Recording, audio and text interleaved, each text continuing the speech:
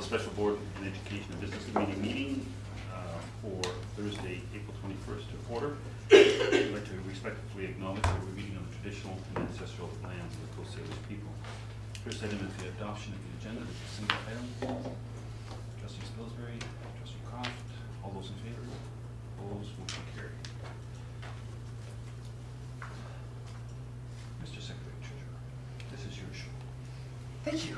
We have two presentations this evening. We're going to start out with some comparative data to other school districts that are within our regional, our geographic area, as well as of similar size.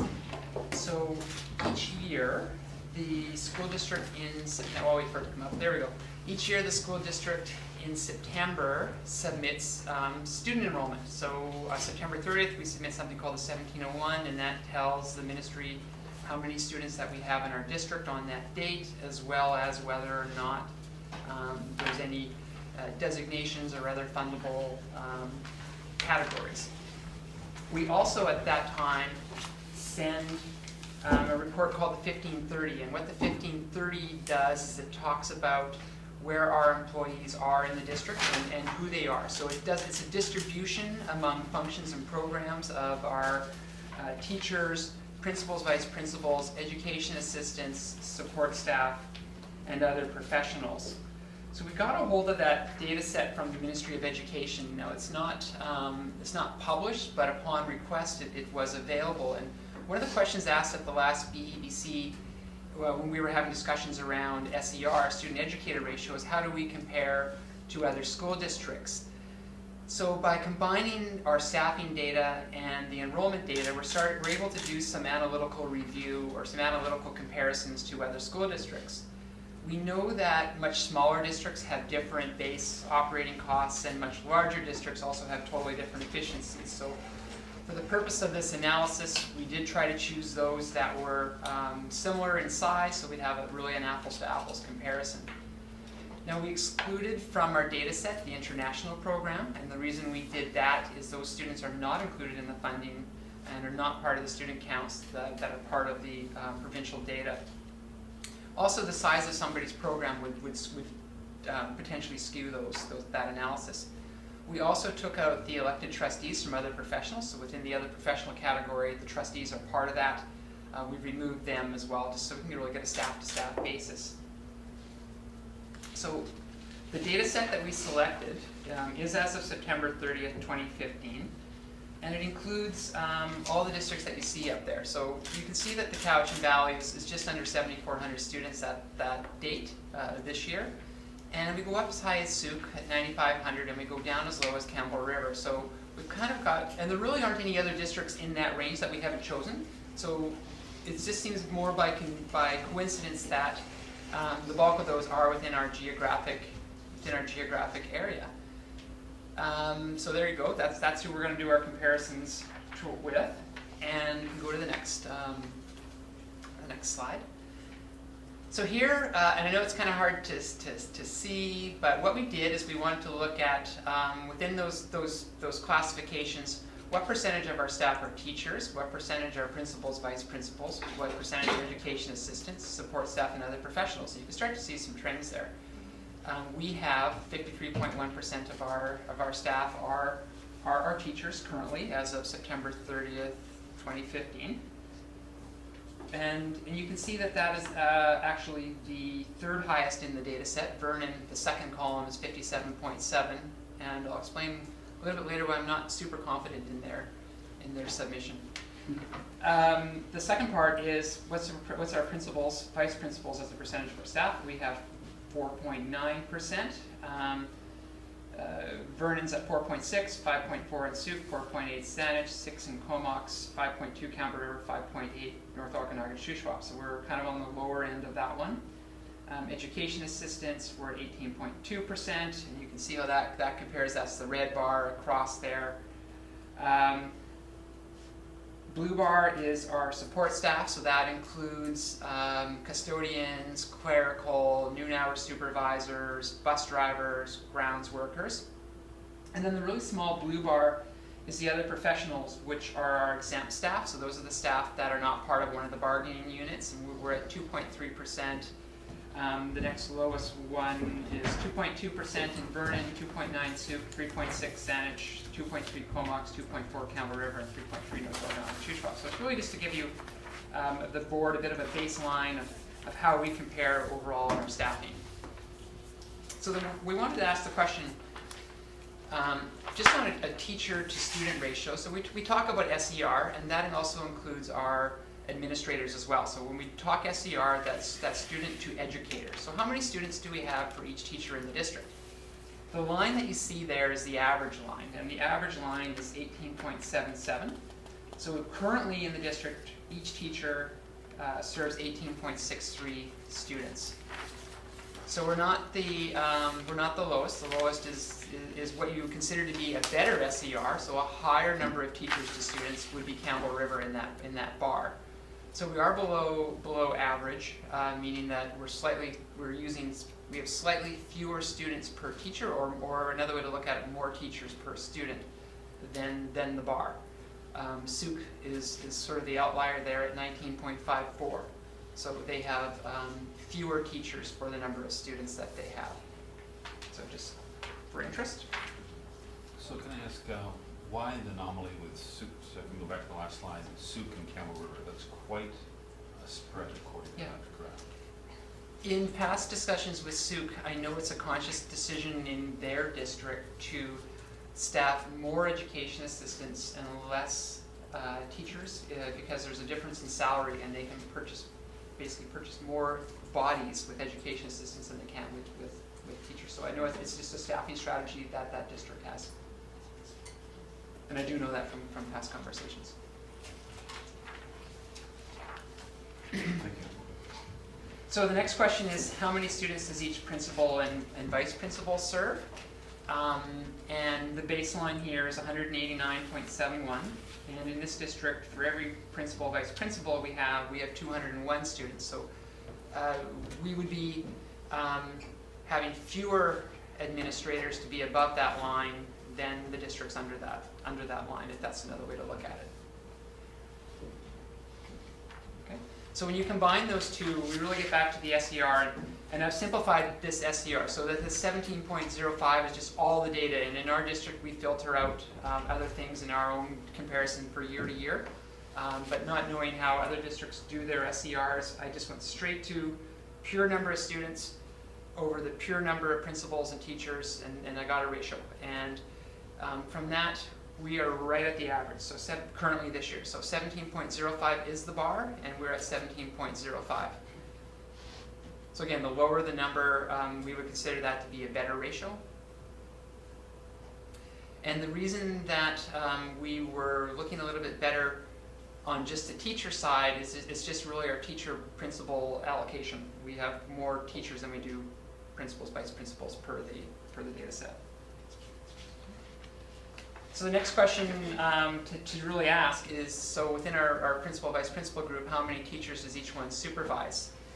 So we're at 10.79, and the average across the data set is 10.10. You can see Vernon's been quite an outlier here in a number of these data, which is why I'm not really sure how they can have such a high percentage of their staff as teachers, which we showed you on the first slide, where they had 57% of their staff are teachers. Well, if you have that many teachers, why is your student educator ratio one of the worst ones in the data set, which is why I'm kind of challenging their submission a bit, but it is what they submitted to the ministry and what I have to work with. So again, they're an outlier throughout most of this and really do change the average bar. But so in this district, our principal to teacher ratio is would be what you would consider to be more favorable. Okay. Next question is, how many designated students do we have for each education assistant FTEs? Because we recorded on FTEs. So that's a 35-hour per week of education assistant time.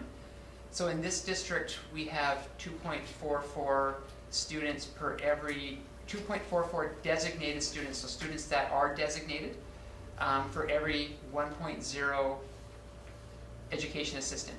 The average across the data set is 3.08, so we are a bit of an outlier here.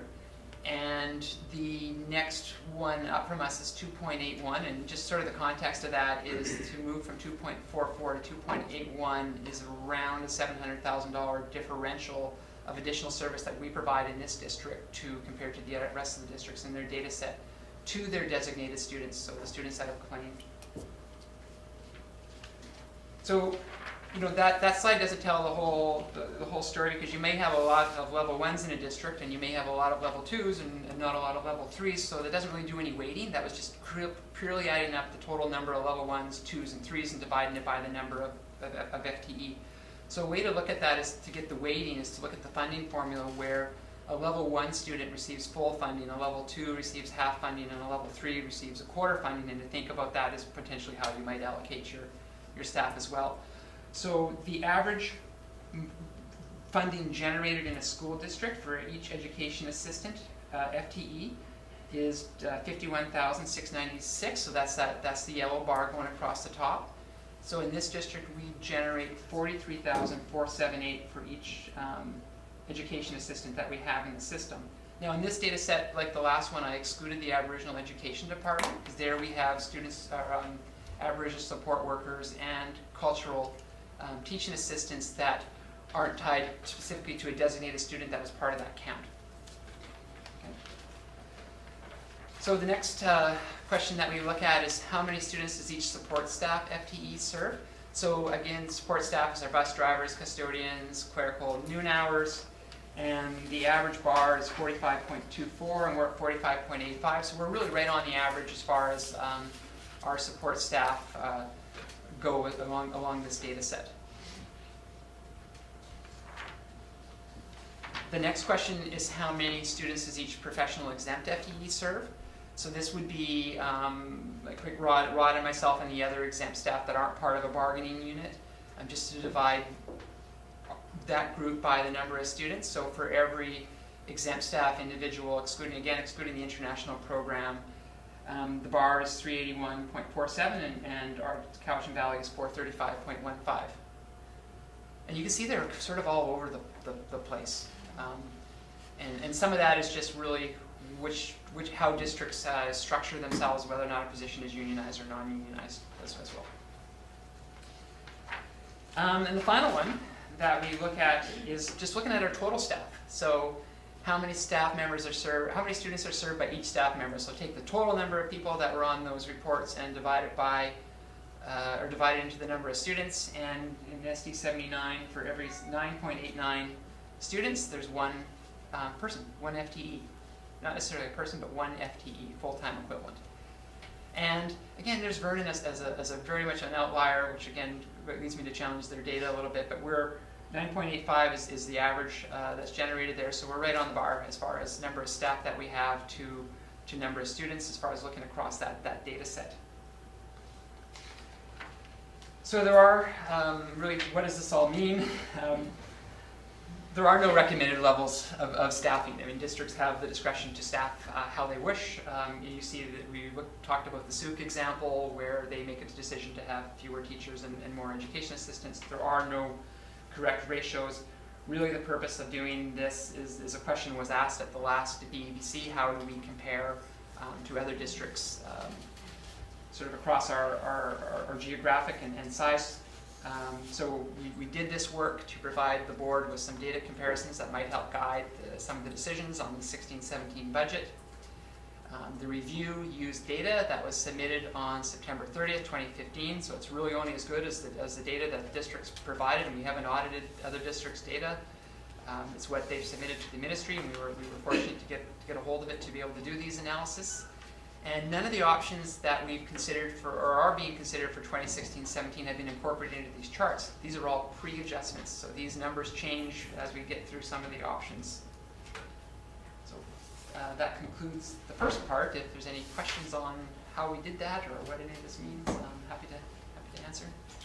Any questions, trustees? Trustees, please. Well, just because you looked at this information more than board members, are there particular pieces that pointed out to you that we should be cognitive of in terms of levels of staffing? I think the outlier in this district is the data set on number of education assistants to designated students. That is where we provide more service, which is a good thing. And we're stronger in that area than other districts in this comparison. But it also costs the district more to do that. So that's, I think, most of the data sets fit pretty much along the average bars. That would be our one outlier. Any other questions? Next part. Okay, so there's presentation one. We're moving on to number 2, which is another PowerPoint where we start to revise some of the options that we're going to provide to the BEBC that will take us towards a balanced budget position. So the big question that we all started out with, and this was revised on April 4th, was how short are we?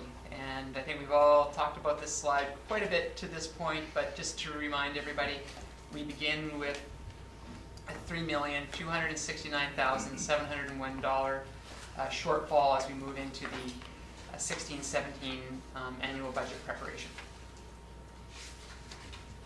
So what has happened since the BEBC last met? We last met on April 7th.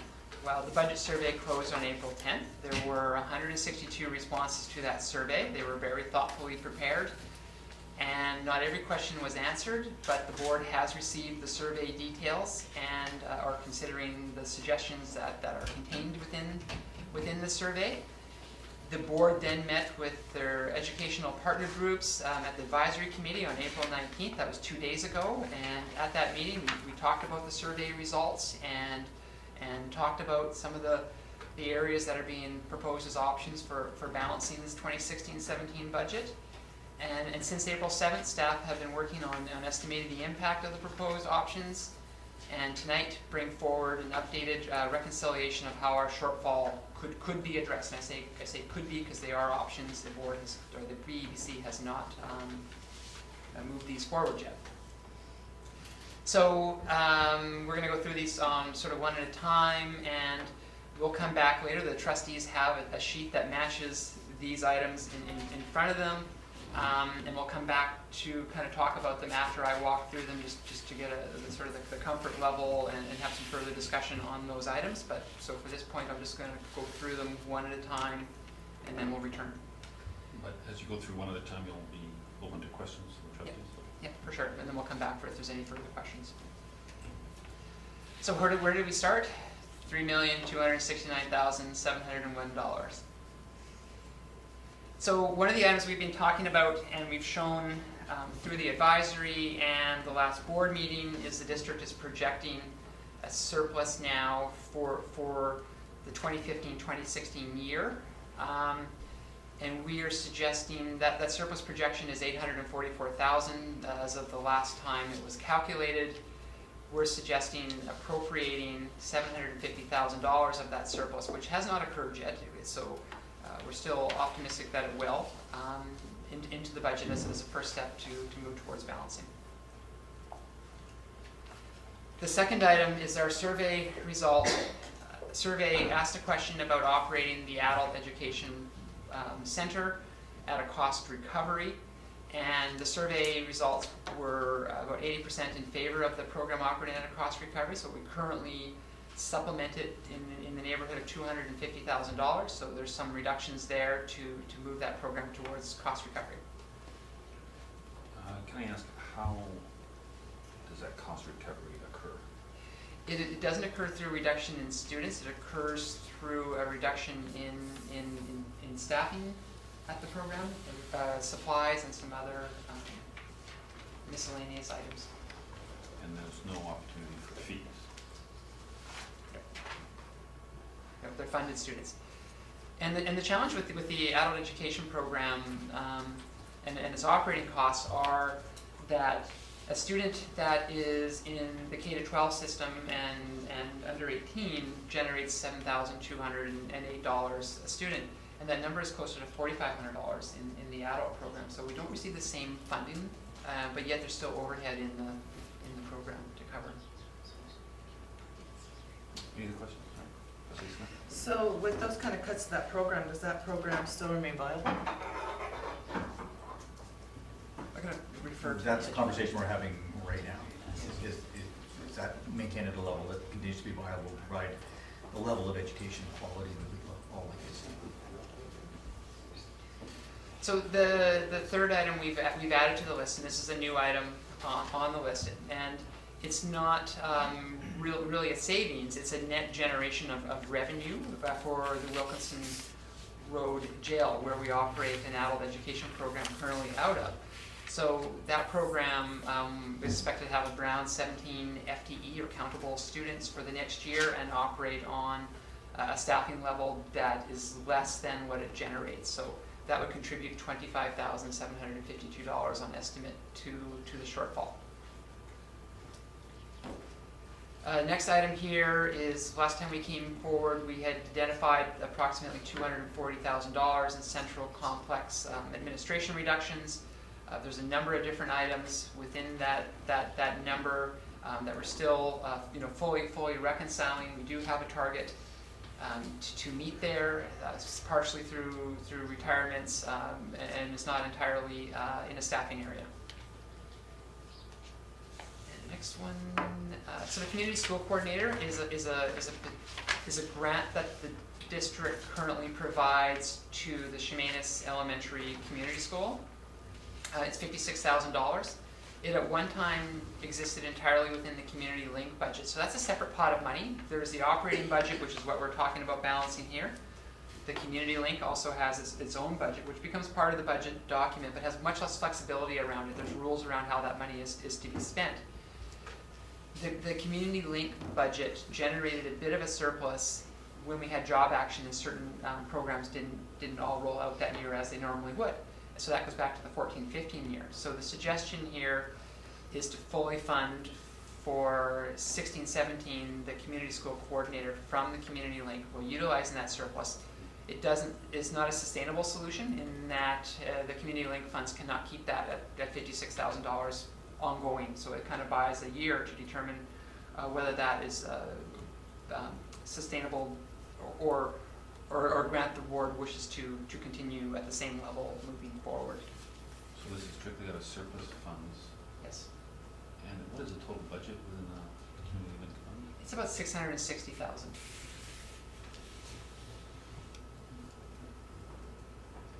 So employee wellness and absenteeism, when we were working through the surplus projection, we noted that this year, one of the reasons we have a surplus is there was $300,000 remaining in our employee, we'll call employee absenteeism costs, so sick leave, I guess is the easiest way to say it, and replacement costs. So we felt that in combination with the programs that districts are expected to roll out next year for wellness and absenteeism, which are going to be partially funded by a grant that the district received last year of $46,000 from the Ministry of Education. So for those that don't know, in March last year, the Ministry of Education gave this board $46,000 for absenteeism and wellness initiatives.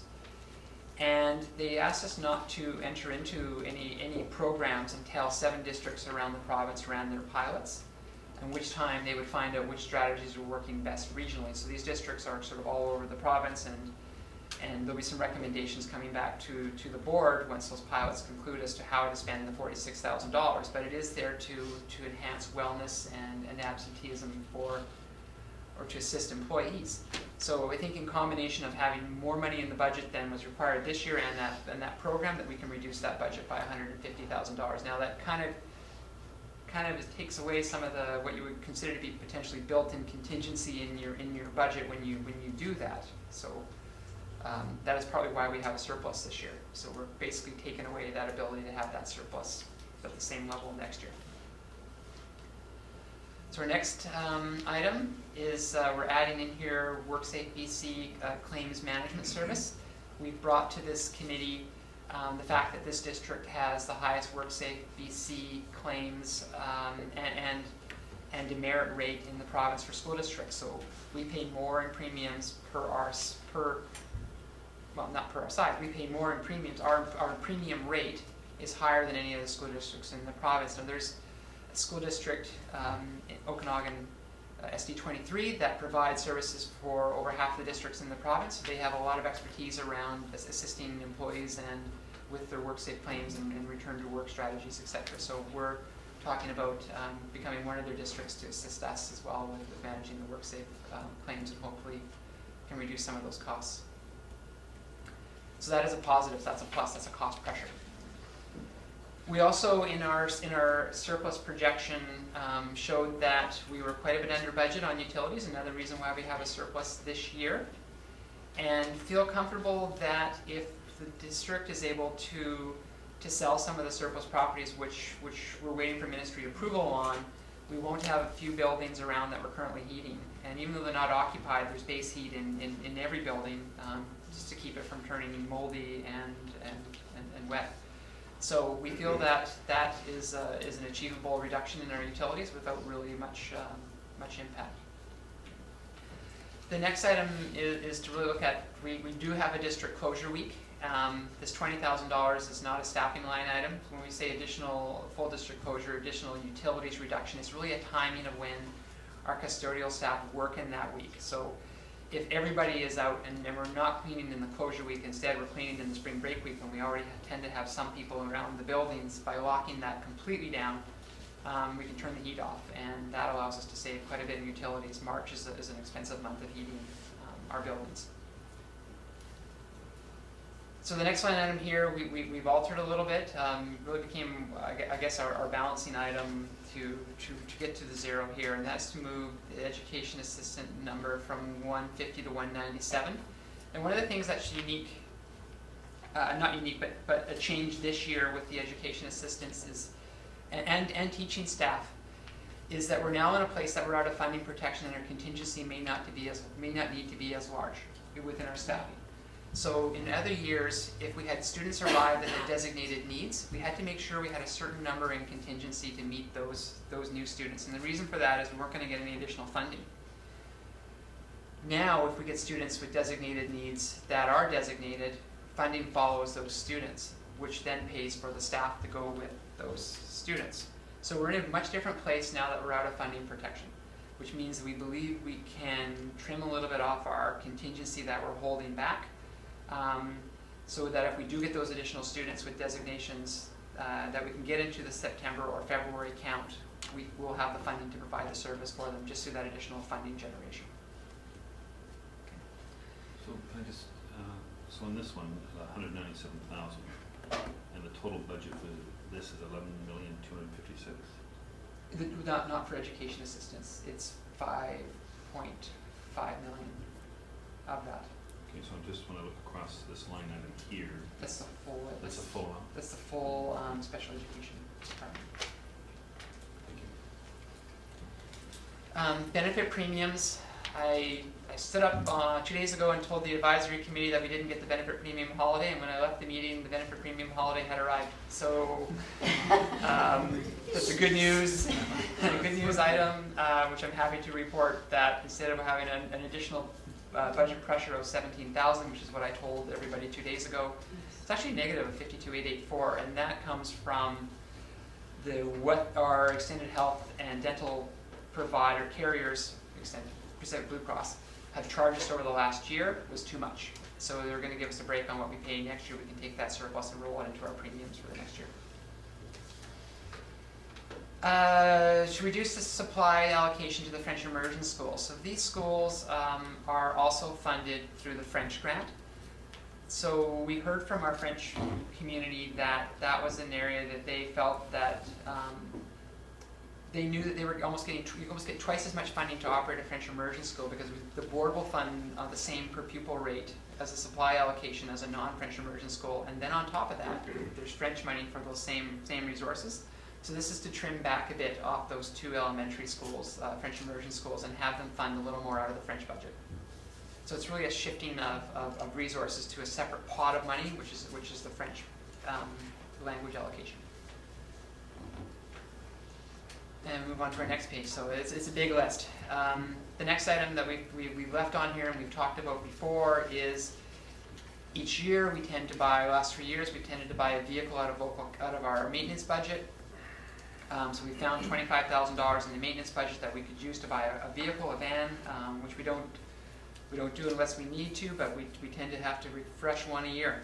And we're suggesting buying that vehicle from capital rather than leaving the money in the maintenance supply allocation. So what we're asking is to go to the local capital budget, which is about 1.1 million, and take that 25,000 from there.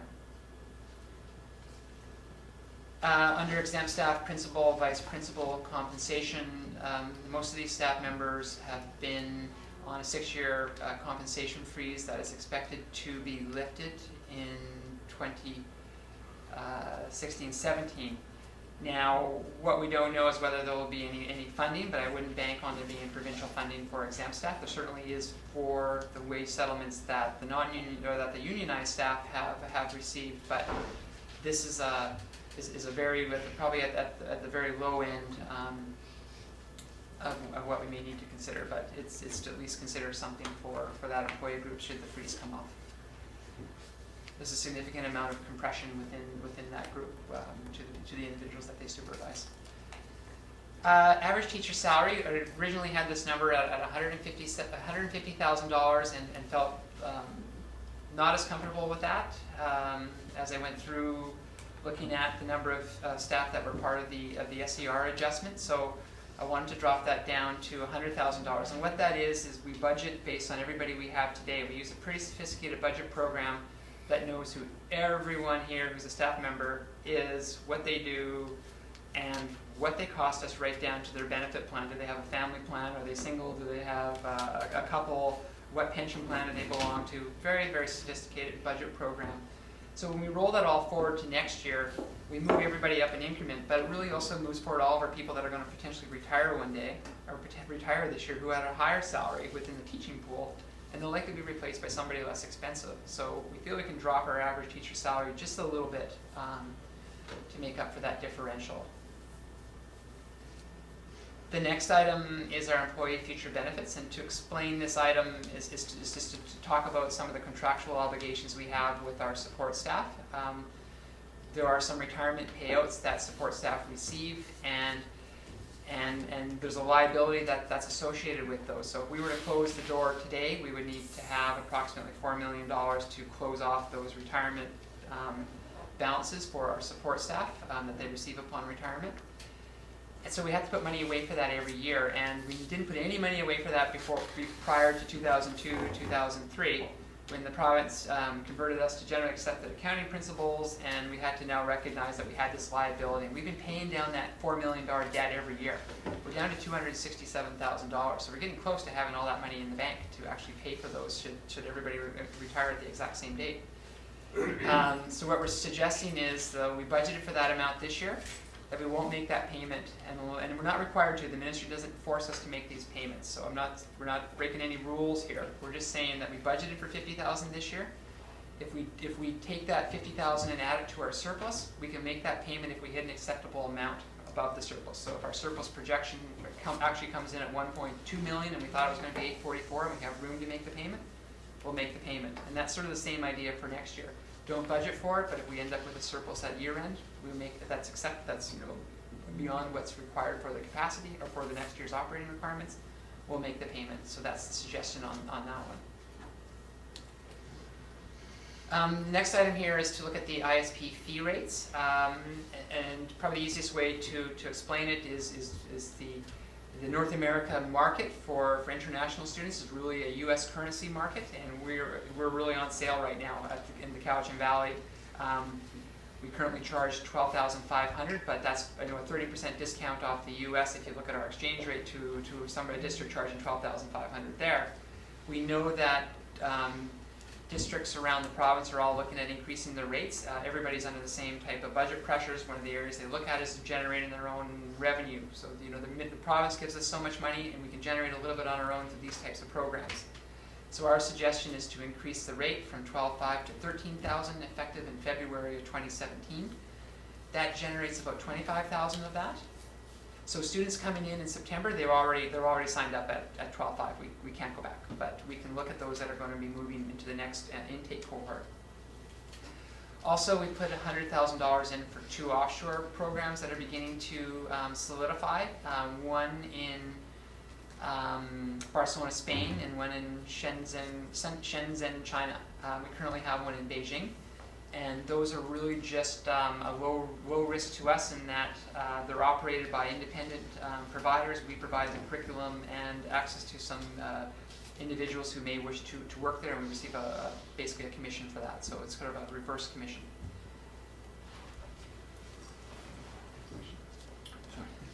Trustee Smith, sorry. Can I ask why you settled on 13? Because I know when we talked about it before at a meeting, you said that the higher end was 14. Yeah, that was a recommendation from our district principal that she felt would still keep us competitive. We were not. 14 would be West Vancouver, who has a different market. Those that seek the urban market is probably easier than those that seek the rural market. There's a differential between, I think, what you can charge for a student and still be competitive. That makes sense. Yeah. Trustee Spilberg. The 25,000 that you think it will generate for us, is that including anything around the schools and the summer schools? The other 100 is the summer schools of the 125. So I think 25 of that number is the 13,000 rate from 12.5. The other 100 is the summer programs. Oh, okay. Something we haven't done here in a long time is look at our rental rates. And last night I was looking at really what we generate for gym rentals, for field rentals, and then we charge very, very little for those. And we're probably really barely even covering our costs at this point as far as operating the staff that it takes to run that rental program. And I don't think we're at the place that we haven't done a competitive analysis through the market to see what other local governments are charging or what other areas are charging, and I would recommend that we do that over the next year. But just looking at that $26,000 of our $115,000 rental budget, that is those one-off rentals, I'm suggesting that to dial that up a little bit just for the interim till we figure out what it should be by 20% would generate $5,200. That would help balance the budget. It's not a large amount in it, but I do think more review needs to be done there. We are required to operate on a cost recovery basis with our daycares. It's not somewhere we can go to make a profit. The ministry have directed boards to make those spaces available when possible to provide daycares in schools. So I know it's not a large amount, but I thought I'd put it on there as just something that helps. Left this blank, and I think this we'll come back to this at the end of the discussion, is around busing fees. So our survey did talk to us about, again, the survey is 162 people. We have 2,700 students on the bus. That's not a. The survey said, yes, we know that it costs you $800 to transport a student. You're only charging $200. I shouldn't say only. You're charging $200. Increase the fee, but I think it needs some further discussion. We know that when we had reconfiguration in the fall of 2013, our elementary schools, some of them went from K to 5 to K to 7, and some went from K to 6 to K to 7, and that extra grade, and the fact that the elementary population is where our growth is in the district now. I mean, that's where the new kids come from. They come from birth rate 5 years ago into your K. That our elementary schools are really becoming quite large, to the point that a few of them are larger than our secondary, or a couple of our secondary schools. And to operate with one individual becomes quite a challenge when you add to that potentially a Strong Start program on top. So that is an addition to put a 4-hour into to be split across some of those schools that are seeing that pressure. To be determined, but we know that need exists. When we were looking at our custodial level in the budget and reconciling to this year and to next year, we found that we had a position beyond what we required. So it's not a reduction in service, it's just aligning the budget to actually what we think we're going to have in the schools next year and this year. We had one too many. Mistake. Under contingency, we have left, we'll come back to this again, we have left that as a 0 because realizing that to put something there means we have to put something else up somewhere else. So when we do all that, we get a shortfall before SER adjustments of $1,250,000. So to move into the next slide, we've shown you this before. This is our SER history. And when we started this budget process, we're at 17.27. For 2015-16, we're at 17.23. And I want to make sure that everybody knows that when we look at this, this doesn't include the Learning Improvement Fund teachers, which would have an impact on SER, but for different purposes. They're to provide help in schools, in classrooms that need additional support, or there's classroom composition, class size issues. So we go to the next slide. We have also shown you this before. To move the SER up or down, this really is what the district saves, knowing that our average cost for salary and benefits for a teacher is around $98,000 per FTE. So to move to a 17.8, we get in the range of what that shortfall is. So it's the next slide. So if the district accepts that the student educator ratio will be 17.8, we end up with a shortfall after the SER adjustment of a balanced budget. So next one. So here's what it looks like after. And what I need to point out there, and I could get up and point out with the pointer, is that with the Learning Improvement Fund, the bar really drops by 0.5. So when we're at 17.8, it really effectively on the comparative is 17.3, because that's recognizing teachers that are not, we're only looking at the operating budget as we go across this, and the ministry didn't used to provide that supplemental funding for teaching staff. So although we are higher, we're very much in the range of that 2007-8 to 2010-11 range of that around the 17.3 is really what our effective SER is. So we got really a lot better than that when we had more money and we were in funding protection. So really, if you think 7 years ago is when our funding protection started, it protected our SER for all of those years from reductions that we would normally need to make. And it really dropped it because we got more funding than our students would have generated. So with that, we were able to buy more teaching staff for those funding for those students that were not here. I guess we were getting funding for students we didn't have. So then you start to come out of the funding protection, and that's where you see the SER start to go back up again. So really, that dip really follows our funding protection pattern. And now that we're completely out, we're very much back to where we were effectively after the Learning Improvement Fund back in the years of 2007 to 2010, 2011. Yeah, period, regardless of the Learning Improvement Fund, the period previous to, I believe it's 2004, 2005 we're looking at the two spikes there? Yes. Did we have the same contract language or legislation regarding class size in place at that time? No, not on the averages for the elementary class sizes. We actually had more challenging elementary sizes. We had to make an average of 19? Yeah. 19 in K. 21. 21 in 1 to 3, and then you had your 30 in your 4 to 7. And making the average of 21 when you're allowed to put 24 into a class. So the class maxes are the same, 20, 22, 24, 30. But when you had to have 19, 21, or 30, in the lower grades, it was really challenging to meet those ratios. We had to put a lot of teaching staff in just to get down a 0.1 or a 0.2 here. We'd find that we'd staff the schools and we'd be at 21.2, we're not compliant, and that might cost a teacher or 2 teachers to get that down. So it actually was a little more challenging in 2003 to 4 and prior to that relief of not having to meet that average. And I can't remember what year that was, but it's probably been 6 or 7 years that we've had the average removed. Thank you. Okay. So the last slide in my presentation is really to recognize that it's no small task trying to provide budget options that address the $3.3 million shortfall. And we've really done, or staff have really tried to, stay as far away from the 90%, which is our employees. 90% of our budget is wages and benefits as possible. So we've gone into surpluses that we think we're going to generate. We've gone into areas that have generated our surpluses.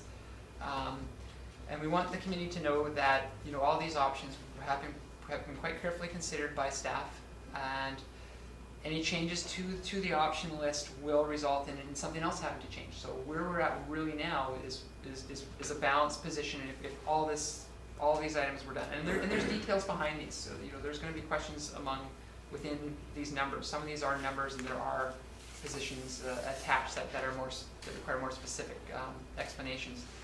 So two things that we did not provide a recommendation on, or two of the options, were around the busing fees. So that is about approximately a $350,000 budget line. So should we board choose, or BEBC choose to recommend an increase to busing fees of a 10% would be $35,000, 15% would be $57,500, 20% would be $70,000, and those are costs that are transferred to the parents that use those systems. So we did not include a recommendation on that. I think we need to have more discussion about that particular item. We also noted that on contingency, we didn't put a line item in there. So really what we have in our contingency are a couple of things. We know that on our surplus projection, we didn't bring it all in. We've left some on the side of our surplus projection. That's about $90,000. Within our budget, within our own allocations of our staff, we have a bit of a contingency in our EA staff. We talked about that, how new students should generate new money, but we know that they won't all be timing. The timing won't match up. So we know we'll have to put EAs in for kids that maybe won't be designated beyond September or February when we get the two funding counts. We've also held back teaching staff. So should our enrollment numbers not come in and our enrollment drop, our enrollment numbers not come in and our funding drop to match that, we've held back teaching staff that won't be allocated to basically buffer that off. So we didn't roll it all out. So the number that we have in our budget for teaching staff in our staffing sheet is not fully allocated. So we built some contingency in there. How much is that? It's well, for the potential enrollment drop, we kept 4 back. Within actually the students that we're saying we're pretty confident are going to be here, we kept 2 back. Because they may not all land at the right school, you know, within our plans. And one student can mean a whole teacher. Either way, actually, depending on where the students actually end up.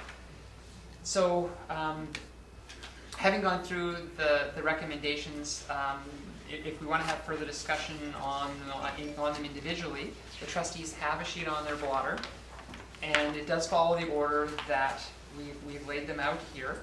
And maybe we could just walk through them one at a time and ask if there are any further questions, or if there are areas that the BEDC would like to ask us questions on, or have us drill down further or explore before we come back. Okay, trustees, let's go back to note 1. Recommendation from staff is to consider the $750,000 allocation of surplus to the budget. So, Mr. Sanquist, you talked about a $90,000. So technically, if we were using a whole surplus, it would be at $840. But how much is built in reserves or surplus that you talked about? Is it 200,000, 400,000? That is On the staffing? on the staff. At an average teacher salary of $98,000, that's about $600,000. But recognize that if we get the enrollment count that we projected for, that 4 teachers that I discussed, that goes in to that. So really, I would consider the 2 teachers held back to be the ones that are in true contingency. So 200,000. So right now you put 290,000 theoretically in. Correct. And for comfort level, based on, I know this is your first budget, for comfort level, what would it look like? That's good. Because my comfort level. I mean, there's always risk in a budget, and being an accountant, I may be more risk adverse than an educator sitting across from me. If you were to ask me, it would be more than $290,000, because I want to know that there are no unknowns. I would want to know that we're going to have all the funding, and it's going to be guaranteed, and the number of kids that show up are exactly the same as the number of kids that we projected. And I would want to know that the international program, some of that is based on, still on projection. It's going to get those targets, but you can't know everything. And we also know that you know, we have had some budgets that have provided surpluses, and we still have some of those surpluses in those budgets. So I think of wellness and utilities, we haven't fully gone there either. So that is part of my comfort zone on the 290, is knowing that there's likely money that won't be spent, potentially won't fully be spent, but is there to recognize that if we, say for on the wellness and absenteeism, if we get an H1N1 virus next year, we have a number that will cover that. You don't want to be at a place that you're so close on your absenteeism levels that you can't accommodate for those fluctuations. So I think there's a little bit kind of there too. But for me, it would, and I think the ministry would probably say it would be around 1%, which is about $750,000. Trustee Smith? Just to give the Secretary Treasurer a break, this is actually his 16th budget with the school district. And his first. Well, first one. Yeah, So- we're gonna sign. Yeah, he's We gonna kinda sign. gotta give that to him. And thank you for your work, and I know that my brain's probably going on over time. Are we just gonna quickly go ask questions if we have any left from what we already asked as the presentation went on? Yeah. Okay, 'cause I need some. Sorry, I time to understood think. that we were gonna actually provide some feedback. Yeah, you know, that's what I'm looking for. If you have I'm any. looking for feedback, Yeah. yes. Trustee Spills? Just before you go on to the next one, I guess it's a question about, you've looked at the total budget, including things like shared services, and were we not expecting to have a decrease in some things because of shared services that are coming forward? We have been very active in shared services for quite a while. There are some opportunities, I think, that the BC Education Marketplace, which I'm really familiar with, because I actually represent the island as a part of the steering committee of that organization, and it's operated out of Surrey, and they're looking at all sorts of efficiencies. Today, we just heard that likely our insurance policy for our vehicles, the portion that's non-ICBC, will be handled by school model very similar to Schools Protection Plan, where that is pooled, which kind of like the legal services will potentially save us $20,000, but we haven't built that in. There's things like that that are happening that we don't really know about until they finally finish their work, but there's work going on through the BC Education Marketplace and through Shared Services BC that we are trying to take advantage of whenever we can. We partner with all the school districts from Duncan to Victoria, universities, municipalities, hospital boards with our purchasing now. And where we have those shared service opportunities, we're trying to take advantage of them, and we will continue to build them in. But some of those may be amended budget type of items as they develop. Our estimate today with Monroe and I was that the insurance would save us approximately $20,000 by going to this pooled model, but we don't know that yet. That was our calculating, figuring that we're 1.4% of the province, and if they think their target is they're going to save $1.5 million, well, our share is that. So I think we're working on those, but we've brought in all that we know we've kind of got going on right now. And one of the shared services that I do have here is we'll get to under Note 7, which is the WorkSafe. That actually is a shared service. So, if the province recommends you have 1% in surplus appropriation, you need to find another $360,000. I'll say. They recommend that you don't have much more than that. I should say, maybe reverse that. The recommendation isn't around that area. One of the concerns the province has is with districts that do generate too much of a surplus. And their concern is that's money that doesn't go to funding those kids in that year, and how can they continue to how can the Ministry of Education continue to go to the Treasury Board and ask for more money when the school district has $12 million in the bank? My comfort level is more around, of course, is around having that 1%, but if you wanted to hit that target, we would need to make another 300,000 reductions. So can you just help us, what are the risks that we face if we leave it as a recommendation at 750? What is it? I know we're very fortunate that we had surplus for this year, but it's a different story with the funding protection, but we had to find $1.1 million, didn't we? Yeah, so one of the reasons for that was we were in funding protection, and that is a risk. So I think you have a greater risk in funding protection than you do outside of funding protection. The risk is that 150 students that arrived, if they were to arrive next year, they would arrive with funding, which would pay for their services. The risk we were in last year is they arrived and we had no funding because we were in funding protection. So I think your risks are different in a model that's not in funding protection, in that new students, and the bulk of our staff, our costs go to wages. So we know 90% of our budget go to wages, and it goes to having to put teachers in the classrooms. That's our risk when we get more kids. The other risk we have is we go down, which then requires us to potentially restaff. So if we drop the enrollment, we drop funding, then we have to look at the number of teachers that we've got allocated out. Because it may mean that there's an equal compensating reduction. If a school loses a class, you leave the teacher there. So I think your risks are different in those two models. We tried to keep a larger contingency in funding protection because what if you missed on your enrollment and your staffing that you allocated? And you know what we did last year? The whole province did. 6,700 kids across the province meant we all missed. Nobody predicted Alberta and Ontario, the influx of kids back to British Columbia. We have held back that teaching staff should we get those students. We have staffed really the 60 less students than we have in our projection to the ministry.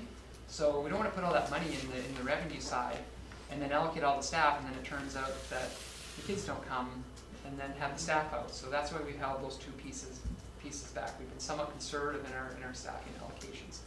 So I think the risk is different. Again, around with education assistance, you should be funding if you've got students with designations. You should be having funding for those students. The rest of our staff is actually relatively stable. We know what our labor costs are. They've been negotiated. We know how many staff are out there. So our wages on our support staff are fixed. A custodian earns X regardless of what school they work in. Another area of risk is on did you get your average teacher salary right? And if anything, I think we've been maybe even higher than by taking everybody we have today and rolling them into next year and then cohorting everybody up the step, because teachers don't all earn the same amount per year. They earn a different amount per year until you hit your maximum experience rate. We know we're going to have some retirements out of that system, so we will definitely have retirements that should bring some of that down. So I think there's also a little bit of contingency built into that number that you don't see here. So, Mr. Allen, are you less or more risk tolerant than Mr. Singh? I am not an accountant. So I think I'm, generally I'd say educators are more risk tolerant than accountants. That's why we love Jason, because he's a great balance. But I think what we're really starting to see, just to reemphasize what the Secretary Treasurer said, is we're beginning to live in a new world, a big post-funding protection world, and that changes lots of little things for us.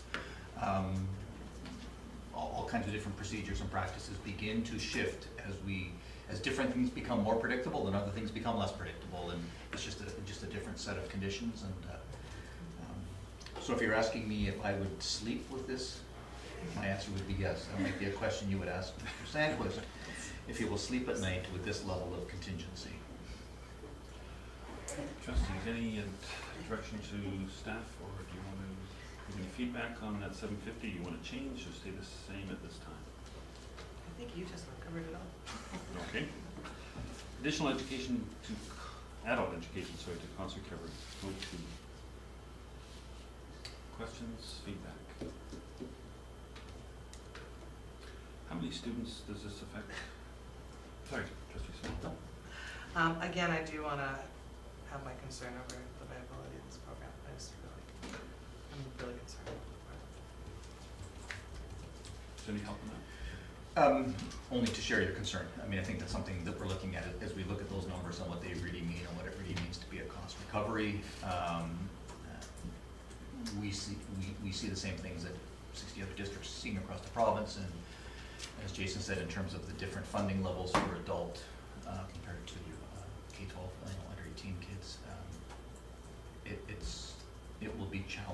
keep that cost recovery very challenging with the quality of program that we'd like to see. So that's something we're looking at right now.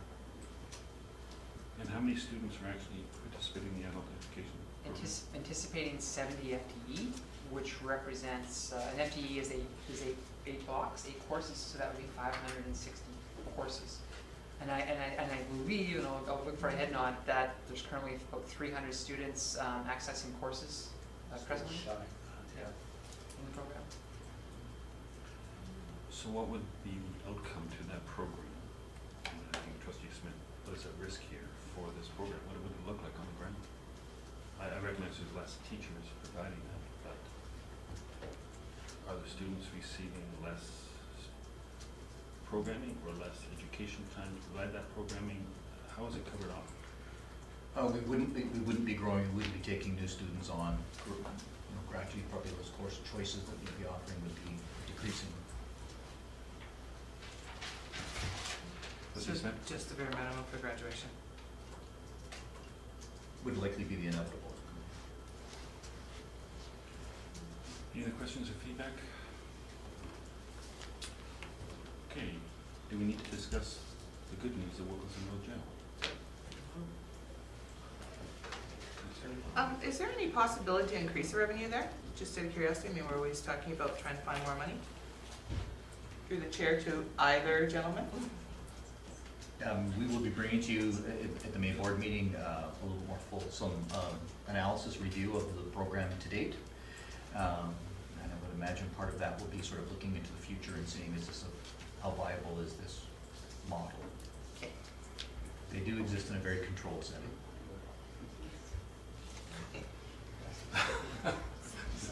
Yeah, like that. Yeah. Nice answer. Note 4, Central Office Complex.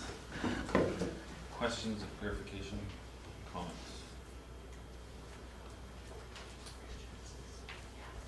Will you walk us through again what this looks like on the ground? Yeah, it's a number, well, I don't want to get into too much, like, full detail here. Okay, in terms of individuals, personnel? Yeah, But this seems to be across a variety of functions? it is. It involves some pooling of some positions and load work balancing and Retirements. retirements. Some non-personnel items.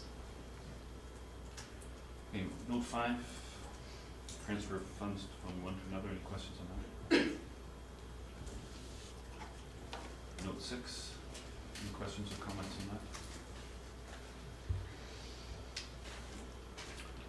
Note 7, WorkSafe BC Claims Management. So this is an example of a shared service where another school district has developed significant expertise in the area of claims management and has a staff of about 10 individuals assisting, I believe, 32, maybe 35 school districts now in the province. And we know that we have the absolute worst rate in the province, and this is a step towards looking at that. I believe it will pay for itself in premium reduction. Note 8 or 9, any questions and clarification or comment on those? Note 10, education assistance. Trustee Smith. How many bodies, how many people does this affect? The initial proposal that we had with $150,000 was 620 hours. So we have now added to that $47,000, which is approximately one FTE, like 35 hours. So what this does, so six 20-hour weeks is 120 hours, one 35-hour week, so it's 155 hours of service. See the reconciliation of that. And how does that happen? Is there A piece of it is specifically eliminating 6 20-hour positions that currently exist. The rest of that was out of our contingency, so it would be staff that have been held back in the budget to deal with enrollment growth and new needs. and we're not anticipating We are anticipating new Yeah. meetings, but what we're hoping is that they come with designations and we're able to receive funding for them. That's part of the reality of being out of funding protection now, is that if you claim them, you get money for them. Before, if you claim them, you didn't get any additional money in funding protection. Unless they were in the February count, specifically in the February count. Trustee Spillier. Can I just ask the timeline for identification then, because that's usually, takes a fair amount of time. There are two counts. Moving on it? So there's also February, there's the February count as well. Although that's not a full funding count, that is a funding count. That we get a chance to pick up those kids that are identified between now and, that may not be identified on September 30th. We get a chance to pick them up in February. So I'd have to refer to Mr. Allen. Yes. Yes, and as you saw from Jason's slides at the outset, we are looking at the EA2 funded ratios, and we need to be looking at that to make sure that we get the identification happening as absolutely as quickly as possible. We already seem to have a gap there. Thank you. Okay, Note 11, benefit premiums. It's good news. Oops. French Emergence Alliance. No issues there. Note 13, no issues there, I assume. Note 14, any questions of clarification or comment? Trustee Spillier. Just to ask, are we certain that we are not going to receive any money for exempt staff? We are not. We are not for sure. But past Not history, Oh, we're not certain. we are not certain that we will not receive any funding. But past history has told us that they have not, the province has not supported the exempt group in the way they have supported the unionized employees with funding. So we are building it in here, and if in fact we are lucky and the province decides to fund exempt staff compensation increases, which has a whole bunch of political implications, we have that as contingency.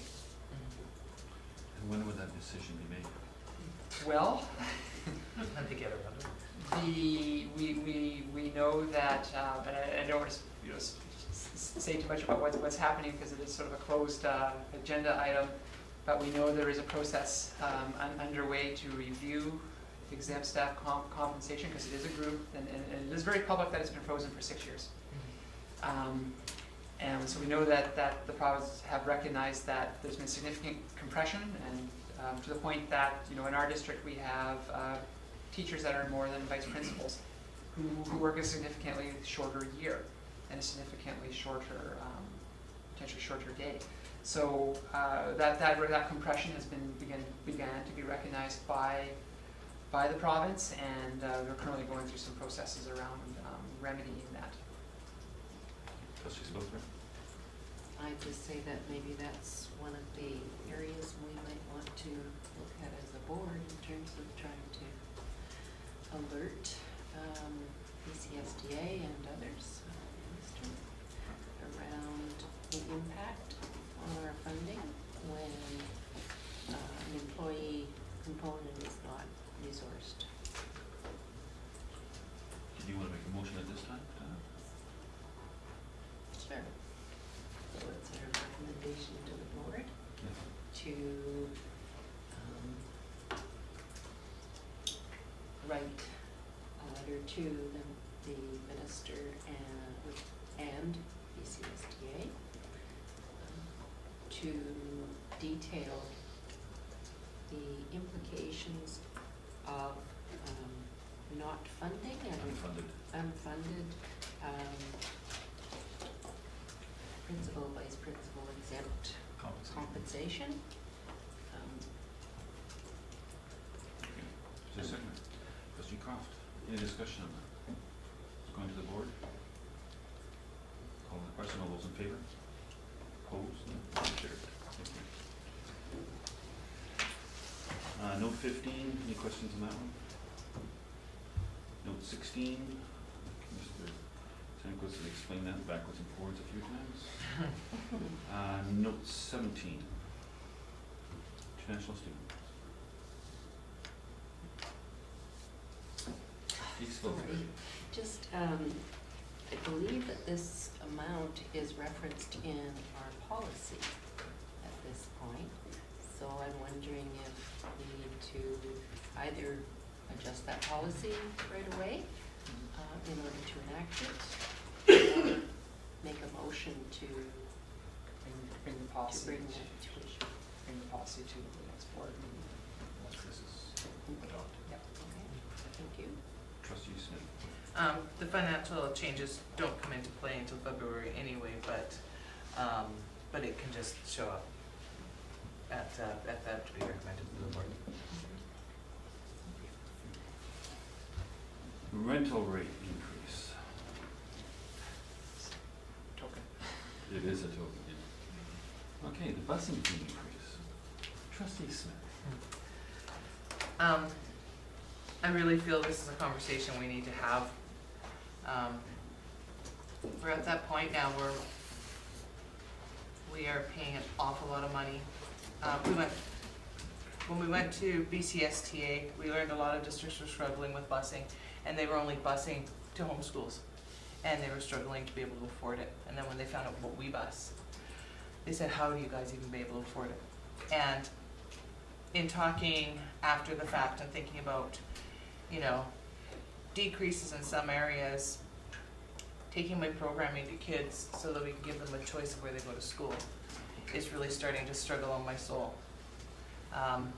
These kids need support, these kids need programs. So, to me, busing needs to be reviewed.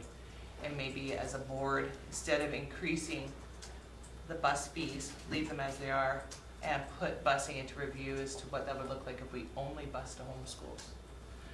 Not all over the district. Can we save some money so that we can put it back into programming in years to come? But I think the busing needs to go under review as to what that needs to look like. And can we afford to look at kids and say, well, you can't have that program, but you can sure get a ride to school? Like, what is like Mike used to say, there's a dollar on the table. Which way do you want to go? What's more important? And I'm really struggling with the busing piece, knowing what we have to do this year. So I just think that my personal opinion is we leave the fees the way they are and have a real serious conversation in the fall about what we're going to do about our busing. So such a review wouldn't have any implications of the following fiscal year? Correct. So you wouldn't want to entertain increasing the busing fee now to provide some relief this year? No. For myself, personally myself, no. Because if we're going to look at it next year and we only bus the homeschool, then do we decrease the fee at that point? Like, should we be playing with the fee if we're looking at an overhaul for next year? Any more thoughts, comments on busing? Trustee Croft? I share your concern, and I know there's a lot of conversation about the survey, and I totally agree with Jason in that the survey is not a mandate to really raise the fees, because we really don't know exactly who has whose opinion, whether they take the bus and all those other factors. And I'm sorry, I'm kind of repeating you here, Kathy, and that is that, you know, giving students choice, and the fact of the matter that we can no longer build schools where every single one has a shop and every single one has all of the resources that everybody needs.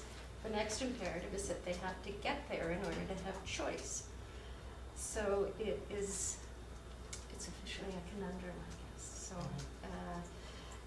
if the board were to consider a small increase, and this did come up last year, that we might consider a small increase this year, I think it's certainly worth a conversation, although as I understand it, Jason, like a 5 or 10% increase is a pretty tiny amount in the final dollar. What would that? 10% increase, so from 200 to 220 would generate about $35,000. Yeah. And a 20% increase would increase $70,000. Correct. That's the scale. Which would be about $25 a month versus $20. Some people that feels like a lot of money. I mean, I just don't think we can say whether it's a lot or a little, because everybody's so different. So, yeah. But it is the cost of 2 EAs or nearly 1 teacher. I agree. Trustee Speltzman? I agree with that, in terms of looking at it, just financially, on paper, looks like a reasonable thing to do, to make that trade-off for more staff versus less busing. But I don't think that's an easy transition for staff to implement. I think listening to the experience of implementing the bus fees and collecting and having general acceptance of bus fees was huge. And I think it needs the next year to actually make a decision and to advise people, like it's very late in the year, just to start announcing a new bus fee for next year and have that implemented administratively within that department. I think it would be very difficult. So I would support Trustee Schmidt's view about reviewing next year. Staff, do you have any comment on this? Yeah, I think.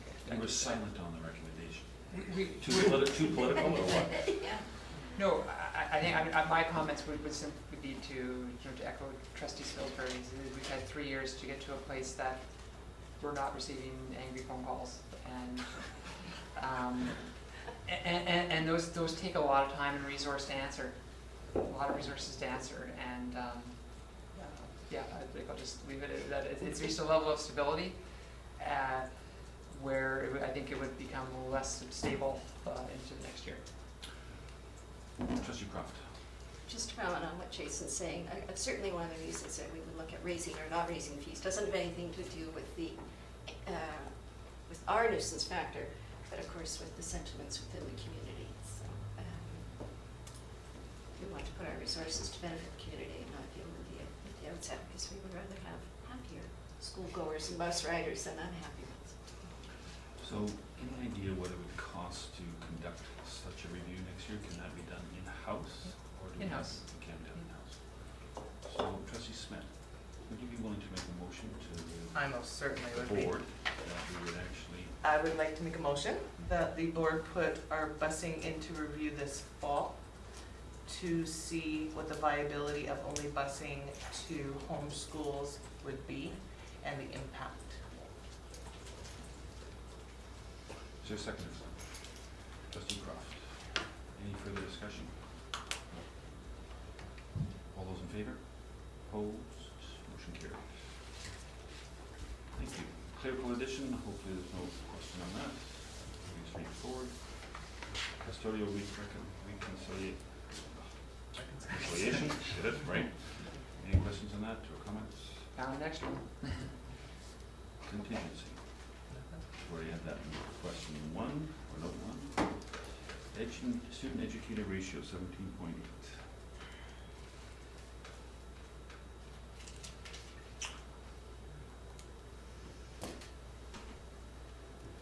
So can I ask, what would that look like on the ground?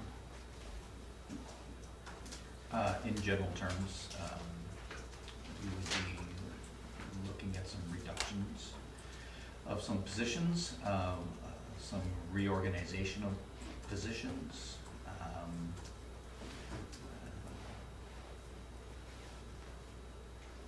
trying to be as cautious as we can to keep those as much as possible away from classrooms. Would it have any impact on the elementary class size? Class size, no. Those are basically lockdown ratios.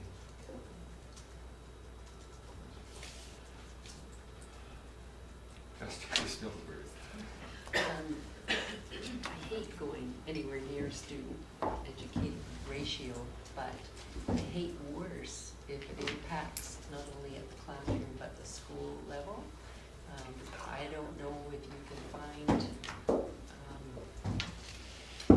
anything left in a more district context, but certainly the schools are the ones that have the kids that we're trying to serve right on the front lines. So my request would be if we could look at it from that angle. I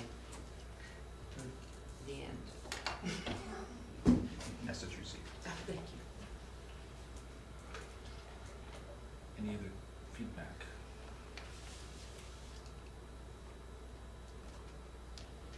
There's not much room on it, is there? No, I think at the onset of the budget process, we realized how big a number 3.3 million was defined. And we also felt that we likely weren't going to be coming with a list of $5 million worth of items to have the board or the Board of Business Education Committee recommend to the board to be able to choose from, to say, okay, well, here's $5 million of things you can do, because we've done so many things over the years already that we're really now kind of scraping at contingencies and surplus areas, and of course staffing levels, just to make it through this budget. We tried as best as we could, if you look at this list, to stay away as far away from our 90%, which is people. Of course it's impossible to find that number when, again, 90% of your budget is made up of people, so close to $60 million is in staffing. And this is after our staff's contemplation and review what we've come up with to recommend to the BEDC. So if the province did respond and provide exempt staff principal compensation funding, you mentioned that money would go into reserve or contingencies rather than reducing the ratio? It could go anywhere. It would be the board's discretion at that time.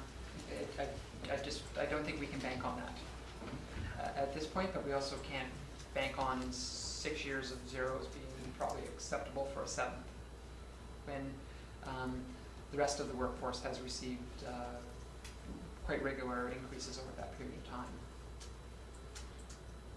It is a provincial election for the next 13 months. Yeah, it's a little late. This is part of my risk comfort. Don't get Jason started. Must put something in. Yes. So any other feedback or questions from trustees? What else do you need from us at this time? Our next step is to really put this into work. So you haven't made a recommendation to the board we're still at the committee structure. We come back again. You've asked a couple of questions that I think the superintendent noted we were going to need to discuss further on the Note 2, adult education cost recovery. So I know you have required information there. We've put some other motions are now putting a few of these questions into the fall as far as transportation goes. We've asked us to look at exempt staff, but I don't think we'll have an answer on we'll write a letter, but I don't think the province will say, yes, we're going to fund it before the budget cycle is complete. So our next step is between now and Tuesday to actually build you a budget based on what's here now, although you may revisit at that time, but we will come back with a document in the ministry's required format for you to recommend to the board, because the board will do first and second reading on Thursday, and you need to be recommending a budget to the board at the next board meeting. So I think we've heard your comfort level with the items here, and we will proceed to construct that document, although you have not adopted that document, but we understand the items that you've expressed concern about, and we'll come back with options on that. So there's no other business at this time? No other comments? Thank you very much for your patience and attendance here today. Motion to adjourn? So moved. Seconded by Kathy Don't. All those in favor? Opposed?